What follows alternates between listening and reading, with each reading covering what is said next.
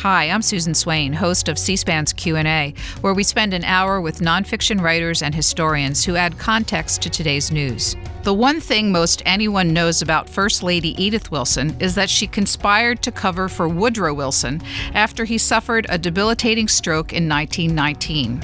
There's much more to this complex woman's story, says this week's guest, Rebecca Boggs Roberts. She's the author of a new Edith Wilson biography titled Untold Power. She describes Edith Bolling's rise from rural Virginia with only 2 years of formal education to the heights of power in Washington, in a time of change for women and for the nation. Our conversation will begin in just a moment. Rebecca Boggs Roberts, your new biography of First Lady Edith Wilson is titled Untold Power. At the close, you write, her actions were clearly unconstitutional. Her official role as First Lady did not include the duties she took upon herself in 1919 and 1920. So what duties were unconstitutional? So I think if anyone knows one thing about Edith Wilson, they know that in 1919, when Woodrow Wilson suffered a massive stroke and was truly incapacitated. I mean, his life really hung in the balance for a good week, but even after he was out of mortal danger, he was a very, very sick man. And his doctors were telling him he couldn't face stress, he couldn't hear bad news, he couldn't get out of bed. And what his wife, Edith Wilson, decided to do at that point was do his job for him until he was better enough to do it himself and lie to everybody about it. With his doctor, Carrie Grayson, and his chief of staff, Joe Tumulty, sort of closed ranks, lied to the press, lied to the public, lied to the cabinet, the Congress, the vice president, the president himself. He never knew how sick he was.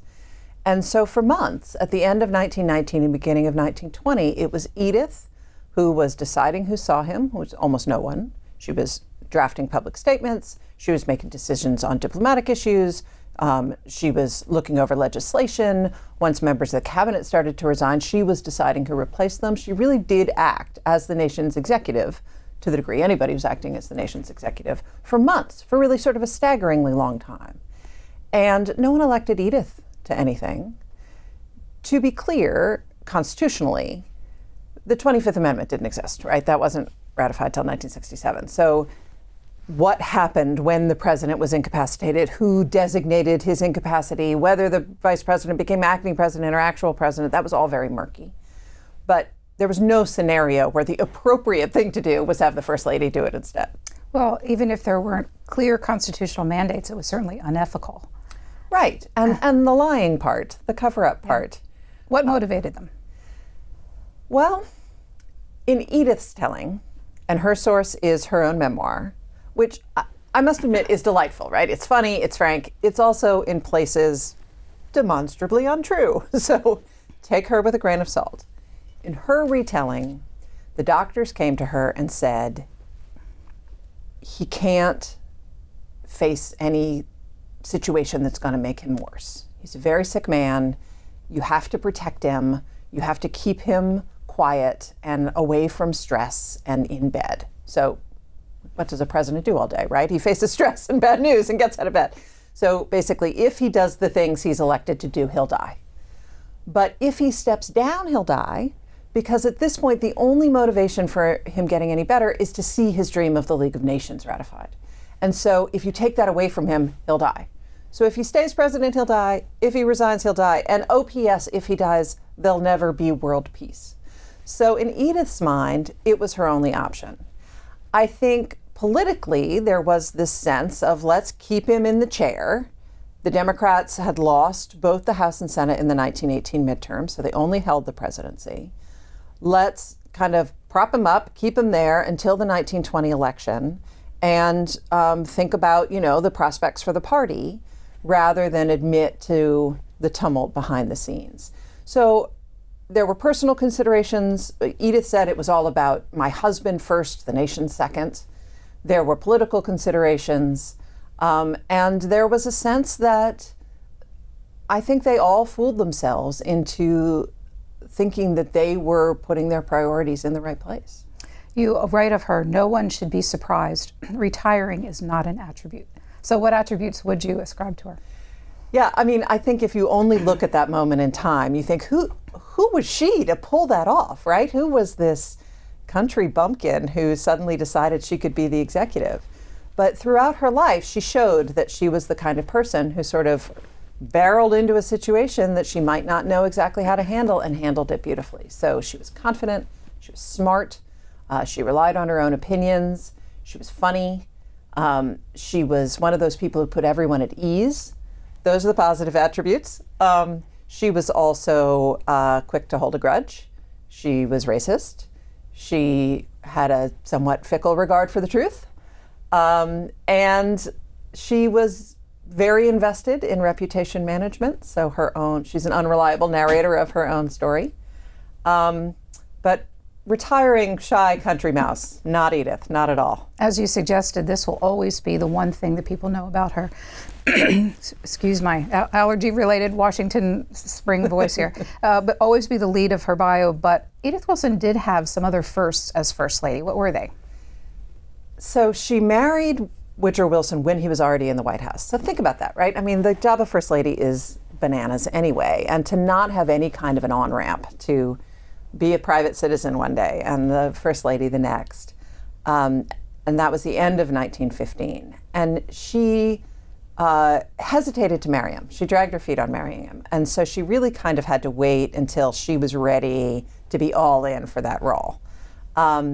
And so she didn't give any interviews. She didn't champion any causes. Her position as First Lady was Mrs. Woodrow Wilson. In fact, she preferred to be called Mrs. Woodrow Wilson than the First Lady. And so throughout 1916, which was an election year, it didn't really look like she was going to evolve that office in any way. You know, she was pretty good at campaigning, and she showed up where she needed to show up, and she made everyone feel good about it. But it really wasn't until 1917 when the U.S. joined World War I. Because being a wartime First Lady is a whole other thing, right? And it turned out that Edith was very good at the public example part of the role. She quickly adapted all the conservation stuff and had the card in the White House window that they were doing Wheatless Wednesdays and Meatless Mondays. She had sheep grazing the White House lawn to free up the landscapers for war work. She volunteered at a Red Cross canteen. So she did all of that kind of collective responsibility, lead by example stuff that we look to a First Lady to do. And then once the war ended and Woodrow Wilson insisted on going to Paris in person to be part of the peace treaty negotiations, she went with him. And that was totally unprecedented. It was rare for a president to go abroad. It was totally unprecedented for a First Lady to go abroad. And they were gone for the better part of 6 months. And so in some ways, just kind of by showing up, she elevated the office, right? Because there she was in Paris. She was with him on every dais. She was on the front page of every newspaper. She's standing next to royalty. She's staying at Buckingham Palace, you know, accepting keys to cities. She's just doing this very high-level international ceremonial role that now we expect of First Ladies, but she really was the first. And because she then sort of became beloved as that figure, he trotted her out for a lot more things. So she became the First Lady to stand next to her husband when he took the oath of office. She was the First Lady to publish a memoir.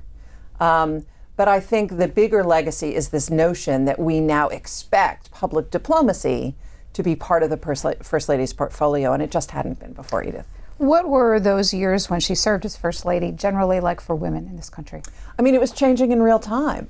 I think that's one of the things that made her job so tricky. It's a tricky job under the best of circumstances, and especially that part of it that I think we sort of expect our First Ladies to reflect ideal American womanhood in some ways. But ideal American womanhood was a moving target from 1915 to 1921, right? I mean, suffrage was happening, prohibition was happening, there's a huge amount of labor unrest. There were all these changing roles for women because of World War I. And so the line between the domestic sphere and the public sphere was blurring, even as she was trying to balance exactly what she was going to do. Your first book, was on suffragists. She was not one, correct? No, she was not. Which kills me. Why wasn't independent, business-owning, car-driving, in many ways trailblazing Edith Bolling Wilson interested in exercising her full rights as a citizen? She never said why. As best I can tell, there was just part of her that thought it was a little inappropriate, a little unfeminine. There were plenty of anti-suffrage women, and their argument, which you hear echoed in the anti-ERA arguments a generation later, was sort of that, women own the domestic sphere, they raise the families, they run the households, that's vitally important. They can maintain a certain amount of moral high ground by confining themselves to that sphere. And by wanting to muck around in that dirty public sphere, the sphere of men, is denigrating the importance of the private role. And so I think there was just part of Edith that thought it was a little not nice. I will say she voted as soon as she had the right. She couldn't vote for president because she was a resident of the Washington, D.C. before the amendment that changed our voting rights, but she did use it once she had it. But she was anti, which is so interesting, especially because there's this narrative out there since Woodrow Wilson dragged his feet on the 19th Amendment and really didn't come around till about 1918, that maybe it was her whispering in his ear, that maybe she had changed his mind. It's totally not true. He changed his mind for reasons of electoral math, but there seems to be an idea out there that maybe she was the one who pushed him towards suffrage. Sadly, no. Well, I don't want to get too far ahead of the story. In your prologue, you write of a scene that happened at the White House in December of 1919 with a congressional delegation coming to see what the real state is with Woodrow Wilson. Could you just tell me that story? I mean, it's a crazy scene, right? So this is December of 1919, 2 months after the president's stroke. No one's met with him. In 2 months, his own cabinet hasn't seen him. And for the most part, the members of his cabinet were on Team Wilson, right? They wanted to maintain this fiction that he was running the country, so they didn't ask a lot of questions. But as Secretary of State Robert Lansing, who was never a great fit for that administration and had actually threatened to resign before the stroke, was very frustrated by it. And there was a tense situation in Mexico that's too tedious to go into, but it resulted in Robert Lansing testifying to the Senate Foreign Relations Committee that he hadn't seen the president. And that led the Republicans on the committee to immediately say, well, let's go check it out. Let's go to the White House and eyeball the president and see why he's not meeting with everybody. And they pretended it was about this Mexican situation, but everyone knew it was a chance to really assess. And Edith Wilson and Dr. Cary Grayson and Joe Tumulty, the chief of staff, they had to say yes. They couldn't, at that point, flinch. And so they set up this nuts scene where they basically propped the president up in bed. They took a blanket and put it over his whole left side because his whole left side was paralyzed. They lit the chairs for the senators brightly but kept the bed in shadow so that the senators couldn't see much. And they placed a report on the Mexican situation right by the president's good right hand and gave him a shave and sort of tucked in his covers and hoped for the best. And it really could have gone either way. As it happened, the senators came in, and Albert Fall, the senator from New Mexico, who was really hoping to catch the president, drooling or incoherent, says, "I've been praying for you, Mr. President." And he says, "Which way, Senator?" And everyone sort of breathes a sigh of relief that he's going to be lucid and it's going to be okay. And this completely staged scene, they managed to pull it off for the half hour they need to the point where Senator Fall is forced to go out to the entire Washington press corps, which was waiting on the White House lawn, and say he's fine, he's actually okay, when he 100% was not. It's really unbelievable how they pulled this off. Right. And it makes you wonder, I mean, I don't want to play a lot of what ifs with history, but suppose he had listed over during that meeting, which he absolutely could have. They had to prop him. Suppose he had forgotten a name or lost the thread of the conversation, which he did all the time. But instead, that moment worked, and it put off more critical questions and a little bit tougher scrutiny for at least a couple more months. Obviously, what Edith Wilson did in 1920 could not happen today. So much has changed, including the Constitution. Why were you interested in telling her story in 2023? I mean, I think there's a lot of reasons. I think her story has been told just in this very sliver of life, and I wanted to understand her better. And once I started learning more about her, she's fascinating. I mean, she was born in 1872, so she lived through this time of huge change in America and huge time of change here in Washington, D.C. She lived here in town before she married the president. And so Washington, D.C. is a little bit of a minor character in the story. I'm a native. I like those things. And I think that this notion in 2023, we're doing a lot of rethinking the Hall of Fame model of history, right? We're putting context around people who may have had some heroic acts and some less heroic acts. We're revising our opinion of people like Woodrow Wilson. And we're starting to think through sort of what it means to make history, that it's not always the person who runs the government or leads the battle or leads the corporation, that social change comes from a lot of different places. And for so long, women couldn't hold those positions. But it's not like women weren't affecting social change. They were just doing it in these very different ways. And I think that Edith's story is so instructive because not only was she making history in ways that the Hall of Fame model doesn't cover, but she was covering her own tracks, right? She was putting up her own smoke and mirrors to pretend she wasn't doing what she was doing. And I just latched on to that as an idea of how to rethink what it means to actually make history in this country and the different ways that you can approach it. So on your website, your biography reads, award-winning writer and educator. Previous jobs include journalist, tour guide, forensic anthropologist, political consultant, jazz singer, and radio talk show host. That's a pretty eclectic list. Is there a common thread?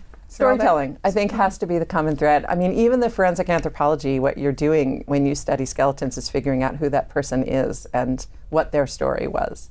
So I love words and language. I love being able to tell stories in whatever format it's in, whether it's singing a song or leading a tour or writing a book. I work in programs in education and cultural institutions. Right now I'm at the Library of Congress, and the chance to sort of explore people who came before us and make connections to contemporary life and spread those stories far and wide. That's really, I'd say, the common thread. It does make me seem sort of like a dilettante, though, to read that through, doesn't it? Well, your lineage in Washington is one we should also tell people about, because your parents, longtime D.C. journalists, Steve and the late Cokie Roberts. Your mom, in particular, in addition to her journalism, wrote several books of women's history. Do you think she inspired you on these two books that you've written? Oh, 100%. She died before I started the Edith book, but I heard her voice in my head all the time. And one of the things that I learned from Mom, I mean, the things I learned from my mom are legion, but as a historian and as a writer of women's history, one of the things she always said was how valuable personal letters were as a source, because the men, and she wrote a lot about the early Republic when the men were very self-conscious about the fact that they were making history. And so they wrote these letters as if, as Mom would say, they were already, marble statues. They were very stiff, they were very formal. They knew everyone would read these letters. Whereas the women wrote letters that were just as full of content about what contemporary life was like, but not curated for a public audience. So they talked about how people were stinky, and they talked about, the gossip of the day, and they talked about how frustrating it was that the roads weren't paved in Washington. And so you got not only a context of what life was like from women's letters, but it punctured the pomposity of the men all the time, right? Because they were writing for each other. And boy, did that hold true with Edith and Woodrow Wilson, because their love letters survive. And the whole time I was reading their letters and trying to sort of understand them better through these first-person narratives that they left, I kept hearing Mom's voice in my head, reminding me that personal letters are such a rich source. Well, back to Edith, her full name, Edith Bolling Galt Wilson. So let's start with the Edith Bolling. She was born in the 1870s, but really humble circumstances. What was her upbringing like? So born in 1872 in Wytheville, Virginia. Wytheville is in the southwest corner of Virginia, and her family lived in this funny little warren of rooms above 3 storefronts on Main Street in Wytheville. And they still exist. There's a little museum to Edith's birthplace. You can go see it. But not all the rooms connect with each other, and it's just one story because it's storefronts on the ground floor and a false gable on the 3rd floor. And there were 9 kids, and the parents and 2 grandmas and an aunt and a cousin and various, house guests who would overstay their welcome. So they were packed in there. And that was not, the ancestral home. the family, the Bollings, who could actually trace their ancestry back to Pocahontas and were quite proud of that. In fact, Edith details the 9-generation descent in her memoir.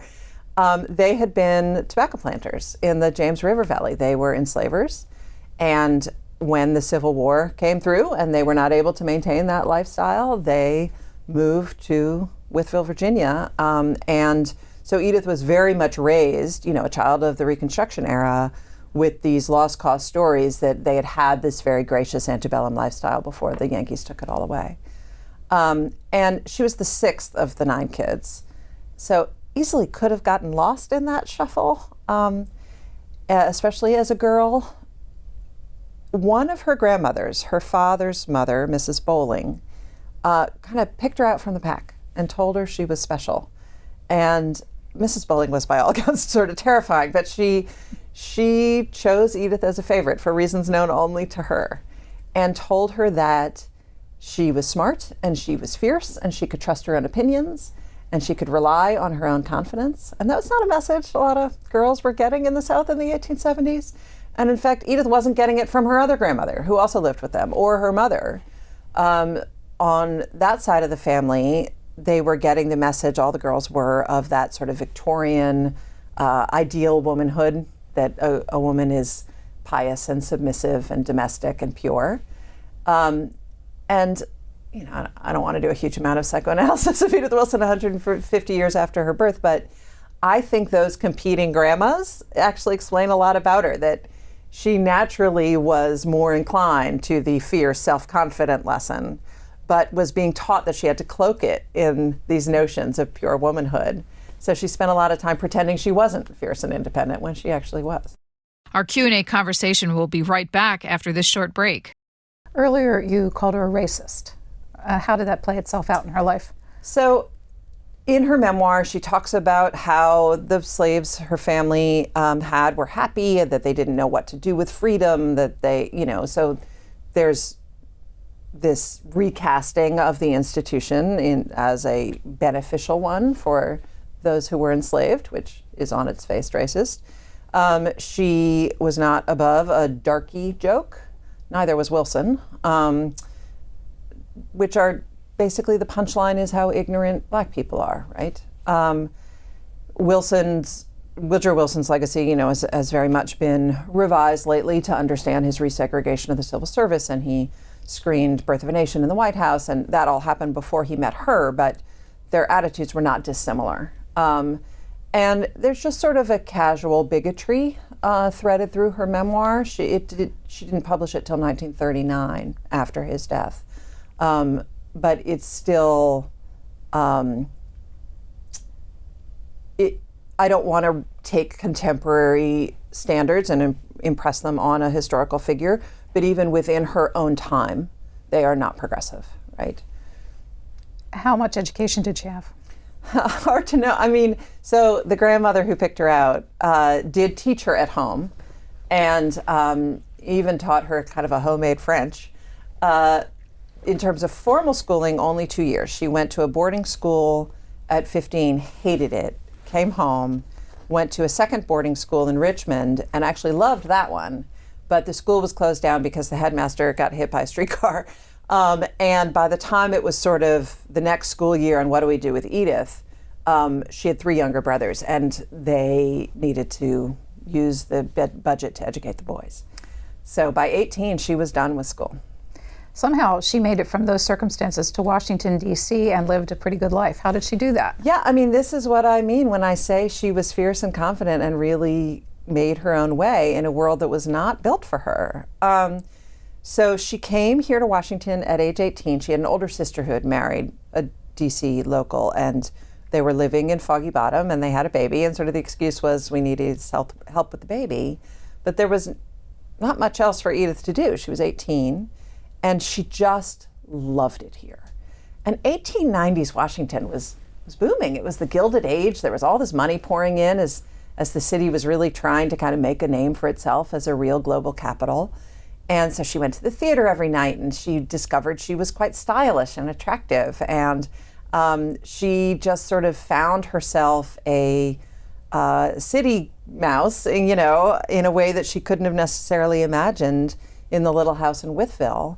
And she just took to it. She never had any money, but she took to the sort of glamour and speed and sophistication of Gilded Age Washington.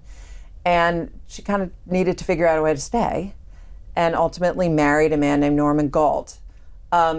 He seems like a perfectly nice guy, maybe a little stuffy, maybe a little fussy. He was significantly older than she was, and he owned Galt's Jewelers, which was here in Washington until about 20 years ago. It was sort of the... It was a big name. Yeah, jeweler. right. It was kind of Tiffany's here in town. It was the big silver and jewelry store. And so he was, because he ran a high-end business and he was this total solid citizen, he was on all the right boards and the vestry of his church, and she dismisses him in about a page and a half in her memoir, but they were married for 12 years, and he gave her stature and financial security and the ability to stay here in town. And they had one baby who didn't survive, and so they were this, well-respected couple of means. They had a elegant townhouse in DuPont Circle, and then when he died in 1908, he left the business to her. So she became a business owner, which, again, 1908 for a woman, unusual. Had his father been alive or his brother not been an invalid, had there been some man to contest that, it might have gone a different way. But she chose to keep the business, and she became this kind of wealthy widow about town. You know, she had money, she had control over her own money. She didn't need a chaperone because she was a widow. And she was really good at that role. You know, she went to Europe every year. She had beautiful gowns. She became the first woman in Washington to have a driver's license. And a car. And right? this little electric car. She zipped around town in this funny little electric car and became sort of known for that. Other memoirs of the time, especially by society hostesses like Alice Roosevelt Longworth, talk about Mrs. Galt in her electric car. And that is who the president fell in love with, that woman, this sophisticated, beautifully dressed, world-traveling, independent widow of means. And it was a role she really cherished. It's one of the reasons she dragged her feet on marrying Wilson, is that was a lot to give up. So Woodrow Wilson was elected in 1912 in a landslide. Ellen died how soon after? 1914. And what kind of widower was Woodrow Wilson? He was a mess. I mean, he was, even though he won in a landslide, he was a little bit of an accidental president, because in the 1912 election, Teddy Roosevelt decided to run as a third party, split the Republican vote.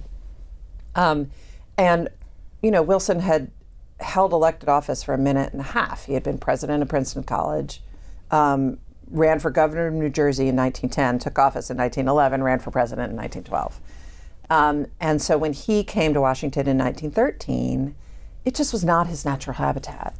Nor Ellen's neither. Ellen was an educated, sophisticated woman. She was an accomplished painter, but she was shy, and the gossip columns talked about how dowdy she was and how poorly dressed she was, and it was not a good fit for her whatsoever. And there were 3 adult daughters who came to Washington with them, but by 1914, when Ellen died, 2 of them had married and moved out. And the third was trying to be a singer, so she was embarking on this tour. So he was kind of rattling around the White House alone, and he was absolutely devastated by his wife's death, and he was not good at being alone. And he was depressed, and his doctor was worried about him, and his doctor was Carrie Grayson, and Carrie Grayson was a friend of Edith's. And so Grayson went to Edith and said, I want you to make friends with Helen Bones. Helen Bones was Woodrow Wilson's cousin, and she had been brought in as a social secretary, and to the degree that there was any first ladying going on in the wake of Ellen's death, Helen was doing it. But she was depressed and mourning too, right? And so Grayson said, go be nice. Go be nice to Helen. And Edith said, no. She said, like, that's not my scene. I'm not part of federal Washington. I don't want any part of official Washington. And the doctor said, you don't need to be part of official Washington. The White House is in mourning. They're not holding any events. Just go be a friend. So Edith did, and she and Helen kind of hit it off, and they'd go for long walks in Rock Creek Park, and then they'd go back to Edith's house on DuPont Circle for tea. And one day, Helen kind of weirdly insisted that they go to the White House for tea instead. And Edith said, you know, my boots are really muddy, and I don't want to go to the White House. And Helen said, nope, it's important. You always play the host. I'm always the guest. I want to be the host sometimes. Come to the White House. You won't see anyone. No one's there. We'll take the elevator to the private quarters. It'll be fine. This is March of 1915. So they go to the White House. They go up in the elevator, and it's a total setup, right? The doors open, and there's the president and Carrie Grayson just off the golf course, and they all have tea together. As far as I can tell, the president was a goner from the moment those elevator doors opened. I mean, he was absolutely smitten. She took a little while longer. It actually, the way you describe it, it seems almost obsessive how interested he became. Yes. I mean, and as you mentioned, I've written about the suffrage movement. I don't have a lot of nice things to say about Woodrow Wilson. He comes across as this intellectually superior, cold prig, right? He cultivated this image of himself as being above any sort of human frailty and morally superior in so many ways. And his love letters are, racy. And they almost made me like him because he just lays himself out there from the very beginning with no hope of her returning his feelings. And he's just ardent. Still totally humorless. Let's not go too far.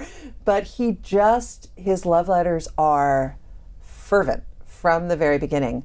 And she keeps him at arm's length. I mean, her letters back, which are funny and frank and kind of gossipy, she is not returning the level of love letter that he started with. How soon after he became smitten did he begin sharing his official work as president? Well, it took him a little while to realize that that's what she wanted. So they met in March of 1915. He first proposed to her like 5 weeks later.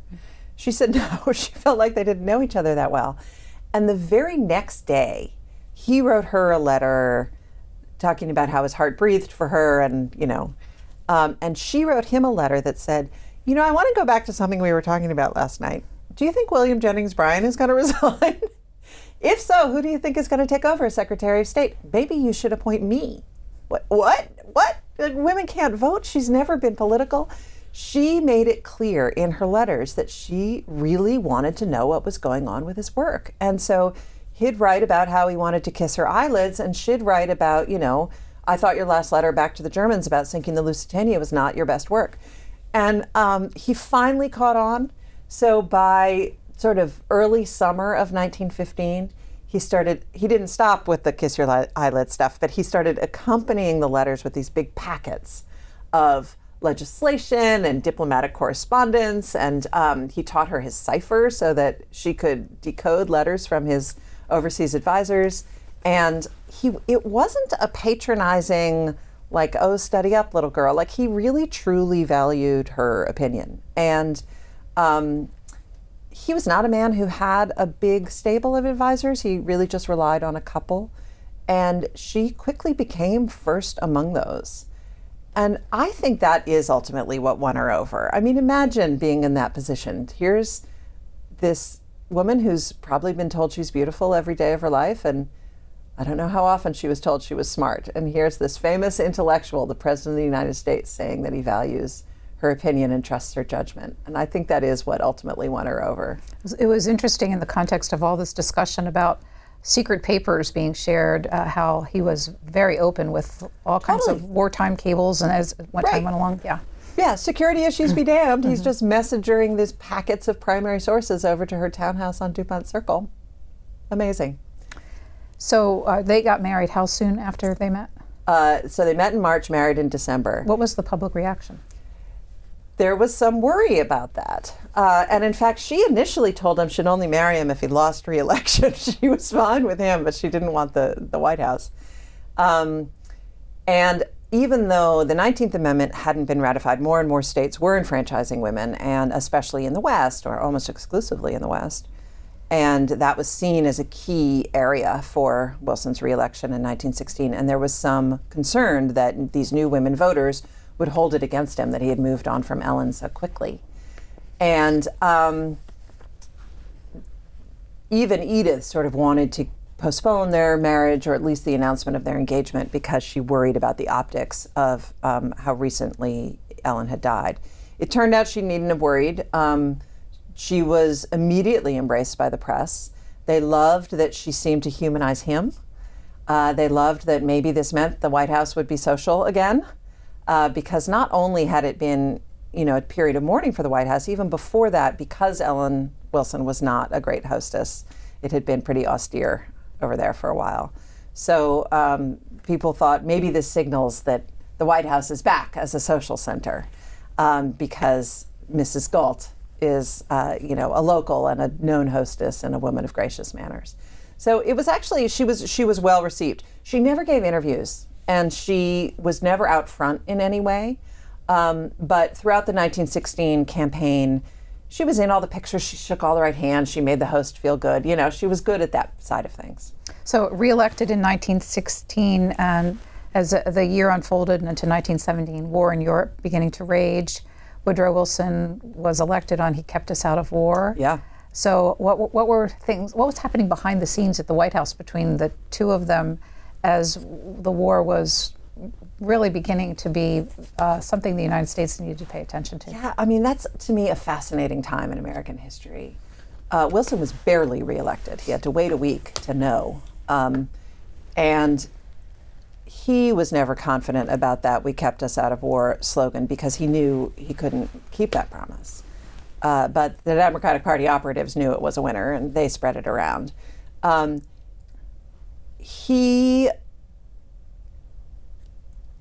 It was not, foreign policy was not where he was most comfortable. He really had hoped to bring a progressive domestic agenda to the White House. And he'd been a university president. This wasn't his wheelhouse, and certainly not war. He said from the beginning, I wanted a constructive, not a destructive administration. But when he squeaked in again in 1916, he knew that that's what he was going to be facing. And all of this other social upheaval as well, right?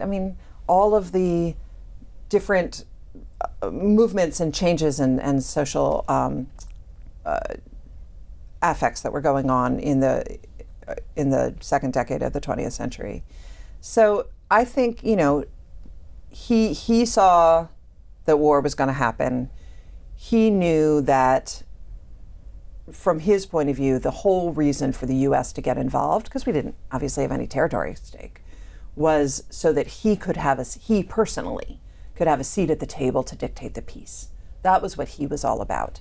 He wanted this vision he had of the League of Nations to become a reality. And so that's kind of hard to sell to the American public, right? You're sending American soldiers overseas to die because your president wants a seat at the peace table. So there was a lot of effort in 1917 and 1918 to try to sell the war to the American public. And it only exacerbated all these social upheavals, right? Like suddenly women were in the workplace, and labor unions started to have a lot of power, and there was a lot more racial mixing than there had been before the war. So I don't think Wilson anticipated all of those social side effects of the war, but he was pretty clear-eyed and pretty far-sighted, I think, about how the war was going to go. Our Q&A conversation will be right back after this short break. At this point, you have Edith Wilson accompanying him to cabinet meetings and helping him conduct secret preparations for the war. And you said earlier that she was his closest advisor. So here we have a woman with very limited education, serving as not only a sounding board, but probably helping him devise policy. So and supplanting his other advisors. And how did the cabinet react to all this? I don't know how much they knew. I think almost every president has relied on his wife as a sounding board, right? As we all do with our spouses all the time, right? How many times do you come home from work and say, wow, I had a terrible day. What do you think of this? So I don't think that private sounding board part was controversial. And if people were snotty about her lack of formal education, they knew enough not to say it to him. But having a first lady in cabinet meetings at this point? And undermining the other advisors. That's where I think it's sort of amazing that she really didn't like Edward House, Colonel House, who didn't have an official job in the administration but was a very close advisor. And he chose her over him. Wilson started to trust her judgment over his. And she wasn't crazy about Joe Tumulty either. And that whole process is sort of amazing to watch from 100 years distance. I didn't find anything where at that stage people were concerned that she was inserting herself in some inappropriate way. But again, if you're surprised by what happened in 1919, you weren't paying attention to 1917. Sounds like every advisor except for herself, she found fault. Yes, yes. And maybe that's just jealousy, you know, and the insecurity of knowing that there were people who had more knowledge than she did. He was free to not share her opinion of those people, but he did. I'm going to fast forward to the end of the war. So armistice is declared, and this was an astounding statistic to me. 1 month later, Woodrow Wilson took a delegation of 1,600 people to France, 5 railroad cars of documents to negotiate the peace. And who was left minding the store back here? Almost no one. So that decision was controversial at the time, that he would go in person. There was a sense, first of all, they were going to be gone for the better part of 6 months as it happened, which in an era before global telecommunications, your president's just gone. But also there was a sense that he could maintain the moral high ground if he stayed here in Washington, left the dirty work, and it is mucky to negotiate a treaty. You make compromises, that's what you have to do. If he left that to his advisors and he stayed sort of on his throne of righteousness, maybe that was a better place for him. But he was always going to go. That was the reason he justified U.S. involvement in the war. Were the other people around the table also heads of state? Yes. And they also had plenty of advisors. That 1,600 people, 9 train cars or whatever it was a little bit for show, right? To kind of underscore the power of America and what was going to become the American century. And also, you know, it's not like you could search for a map on your phone, right? So you had to bring all the stuff. But he cultivated this role for himself that he was kind of the moral authority of those treaty negotiations. And because he cultivated that role for himself, people have criticized him in retrospect for maybe not keeping the British and the French from their own worst instincts to be punitive to Germany, and maybe he could have done more to prevent what ultimately became World War II. But so it was not without controversy at the time. It was also exhausting. And so many competing interests, not just with the treaty negotiations, but all the ceremony around it, you know, all the dinners and all of the tours of battlefields and hospitals. And it was 1918. There was a flu epidemic. He got quite sick in Paris. And he was never the healthiest guy to begin with. And Edith played a big role in sort of saving him from his own worst instincts, making him take walks, making him play golf, making him eat healthy. And she really couldn't exert that much control in Paris. And so he became quite sick. And the stakes were very, very high. When ultimately, you know, his big goal was to make sure the League of Nations was included in the treaty, and the night that they were going to vote on it, Edith wanted to see, because it was this moment where she knew everything her husband had riding on this moment. Are we in Paris still? We're in Paris. Okay. And so this is the delegates to the treaty deciding whether or not the League of Nations is going to make it through to the final version. And she wasn't allowed in the hall. She wasn't part of the official team. So she asked the French delegation if she could possibly peek in. And they told her that she could if she hid behind a curtain, got there before all the delegates came, stayed behind the curtain, and then once they left, she left. So she actually was there for the moment. The League of Nations was included in the treaty, but she was sort of peeping out from behind a big velvet curtain. Next challenge is selling it back home.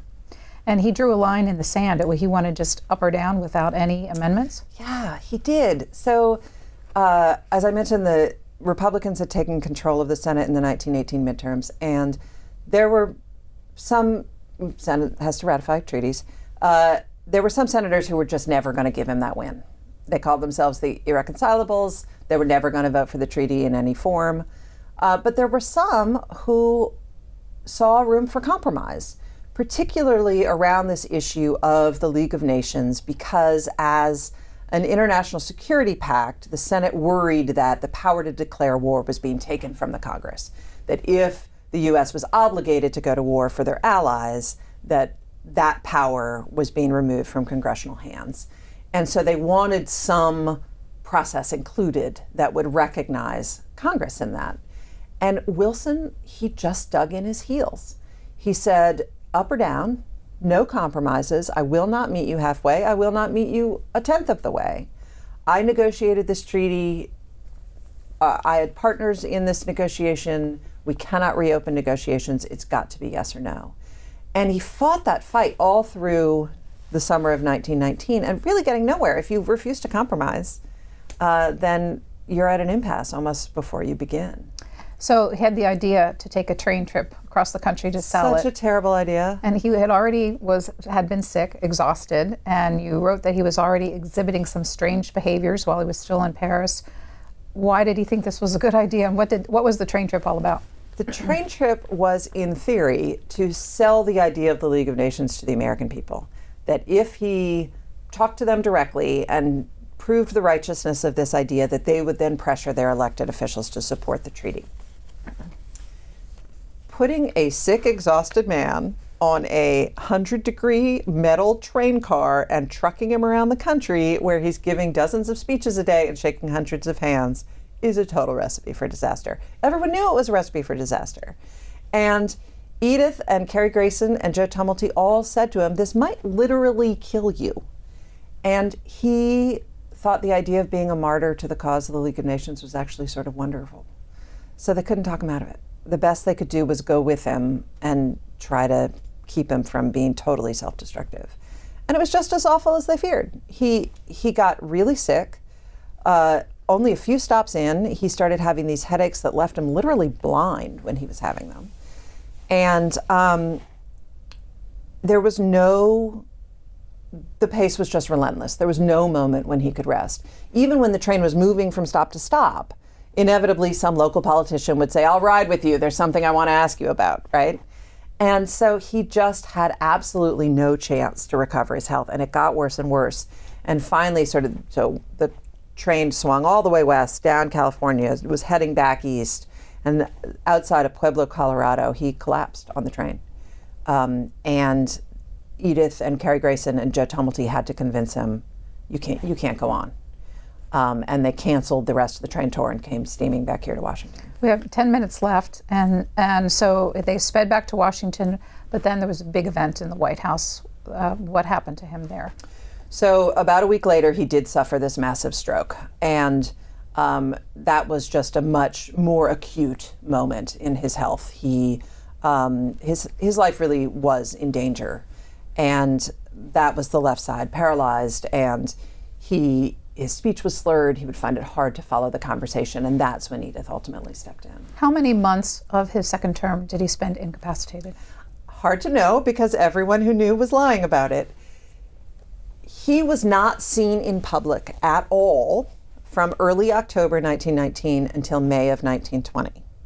And even then, they sort of propped him up in a car and drove him around town. He improved throughout the summer of 1920, but he never got all the way better.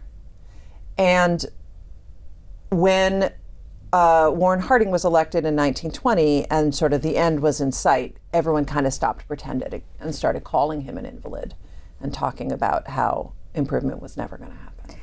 Was there legislation passed during this time period? Sure. And it was months. Did he sign it? Maybe Edith signed it. There were things like the Volstead Act, right? The law that enforced prohibition. Woodrow Wilson vetoed the Volstead Act. Or Edith. Or maybe Edith vetoed the Volstead Act. The veto was overridden in like a minute. Would he have done that? Was that her? I don't think she did anything differently than he would have done. She was not seizing power for her own agenda, and she knew his mind quite well. She had supplanted all of his advisors. I think the bigger effect is that she kept him in the dark about how sick he was. She told him he was improving. She told him that the nation was still behind him and absolutely in favor of the League of Nations. And so he had terrible judgment because he was living in this echo chamber. So even if she was consulting him about every decision she made, and it's pretty clear she was not, his judgment wasn't to be trusted because he didn't know, because she wasn't telling him. Was the press aware of her role? Yes-ish.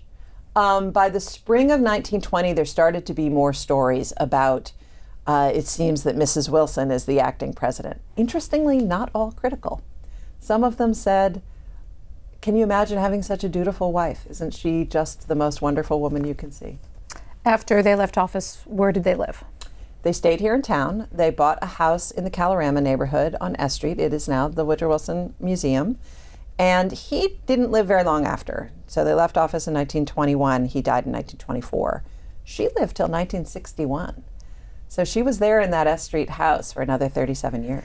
There were no presidential pensions. So how did they finance, and how did she finance that long life? Yeah, I mean, there was a dicey moment when they were deciding where they would live after the White House, because she had sold her DuPont Circle house. He didn't have a house. She had sold Galt's Jewelers by that point. And happily, he retroactively won the 1919 Nobel Peace Prize in 1920. And that came with a pretty sizable prize chunk. And that was the down payment on their house. But they had some investments, and they had, you know, the help and support of friends.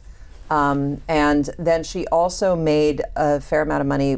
There was a big Hollywood blockbuster movie called Wilson, and she was signed on as a consultant for that. So during the time they were together in the White House, if taking care of him was her full-time job, you described that after he died, burnishing his legacy became her full-time job. And it's interesting to me now, as we are revising our opinion of Wilson and kind of taking down that legacy, how much of the myth was of her making. This notion of the visionary of global peace was very much what Edith was trying to create as his legacy in the years after his death. And she showed up at everything. She was at every statue unveiling, everything anyone named after him, she was there to make sure that his story was told in the way she wanted it to be told. Did she stay involved in Democratic elective politics? Not much. She went to the 1928 Democratic Convention. She supported Al Smith, even though he was Catholic, which might be a sign that she mellowed a little bit in her prejudices. She voted. She was honorary chair of the Women's National Democratic Club, but she was not particularly active politically. And one of the things I thought was interesting is that she created a First Lady sorority. Yes. So it invited both parties to come to her house for tea, because she was here in town. You know, no presidential family had stayed here in Washington, and since the Obamas have, but and she understood that kind of made her the grande dame of this sorority. And so all incoming First Ladies, regardless of party, were invited to tea. And it wasn't for her to sort of lord it over them. It was for her to say, like, I know the job's weird. I'm here if you need some help and advice. So how old was she when she died? 89. And it was actually a momentous day that she died. Yes. So President Kennedy had taken office. She really liked the Kennedys, not just because they were Democrats. She thought they were young and exciting and fashionable. And President Kennedy had signed legislation that created Wilson Memorial, which ultimately became the Wilson Center. And so she, just before her death, was there in the White House and got the pen. And then the day she died was the day they dedicated the Wilson Bridge over the Potomac River. And she was supposed to be there because she showed up. But that ultimately, and it was, she managed to die on his birthday, December 28th. Which is still the main thoroughfare that anyone that's traveling south on I-95 goes across the Woodrow Wilson Bridge. Right, absolutely. All these years probably later. been stuck in traffic on it. Certainly those of us who live here have. So as we have about 4 minutes left, Siena College has done these rankings of First Ladies maybe 5 times over the past 2 decades. And I went to look at where Edith Wilson fell. And in the 2 of the 5, she was in the top 10. Huh. And in the most recent one, which was a while back, 2014, she came in just a little lower, number 14 among all the 45, 46 First Ladies. Where would you put her if you had the chance? I mean, the reason it was so exciting and interesting to tell her story is because she's complicated, right? I mean, she did do this momentous thing. So she did make history in a way that a lot of first ladies didn't, but she shouldn't have, right? No one voted for her. And so I think that her influence on the role is admirable in terms of elevating it, putting the First Lady on the international stage. I think taking the reins of the executive branch in 1919 is not admirable. I understand in some ways why she did it, but she should not have. And so her legacy is complicated, and that's what makes her interesting, right? She's a real, live, actual human, not just a binary hero or villain. How did you decide on the title Untold Power? Well, there's a lot of layers to that title, right? I mean, there's that expression that she wields untold power, but also her story really is untold, or at least undertold, or told from a perspective that does not really give you the full sense of who she was and why she did what she did. The full title is Untold Power, The Fascinating Rise and Complex Legacy of First Lady Edith Wilson. Its author, biographer Rebecca Boggs Roberts, thank you very much for being here for the last hour with us. Thank you so much for having me. Appreciate the time. Thanks for listening to C-SPAN's Q&A, and subscribe to us wherever you get your podcasts so you'll never miss an episode. And while you're there, please take a minute to rate and review us. You can also send us an email about Q&A at podcasts@c-span.org. Send me your questions, your comments, or ideas. Your feedback is welcome.